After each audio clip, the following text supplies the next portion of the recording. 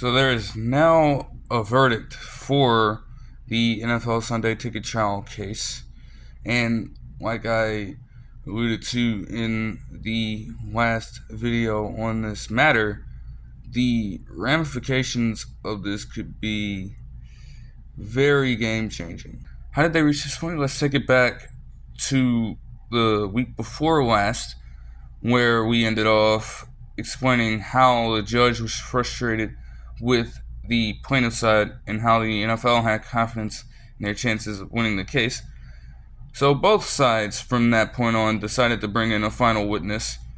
According to Newsday, the NFL chose to bring in B. Douglas Bernheim, an economics professor at Stanford University, and his testimony lasted from that Thursday to last Monday.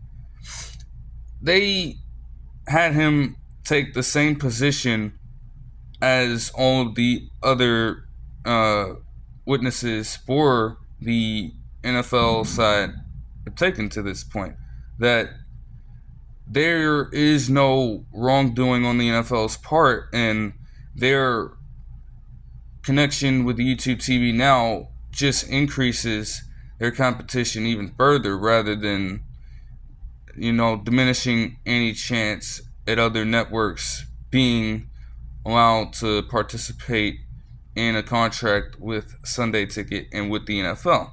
There's no collusion at all in terms of hiking any prices, or so be it. The fan only benefits from the access and isn't truly hurt by it whatsoever. Meanwhile, on the plaintiff side, they brought in Einar Elhag, a professor from Harvard. According to his findings, he saw no links between any of these situations.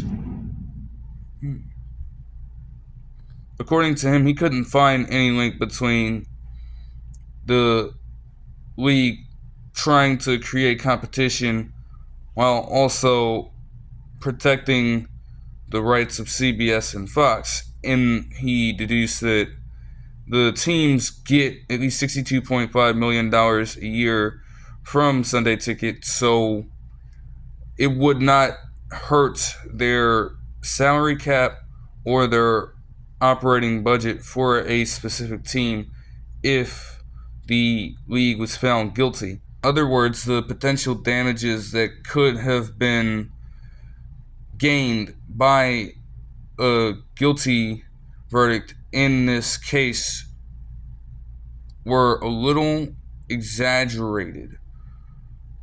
It would not totally deplete the NFL of anything. They would be just fine.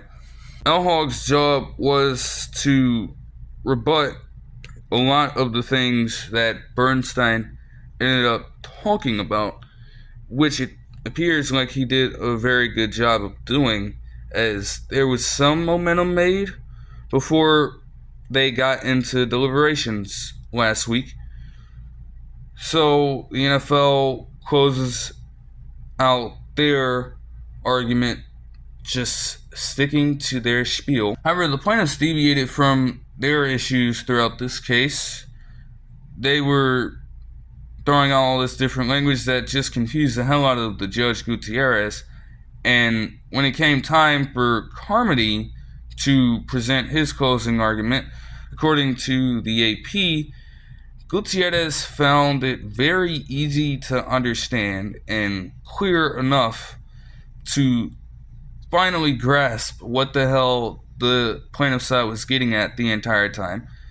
And so things started to look a little more fortunate for the plaintiffs and all the subscribers and businesses that were potentially affected by these things that the NFL allegedly did. By the time Wednesday rolled around, there was a lot of momentum for the plaintiff side, and when the jury came in to give their verdict, it only took them 2 hours to make their decision and roll out of there, according to CNN.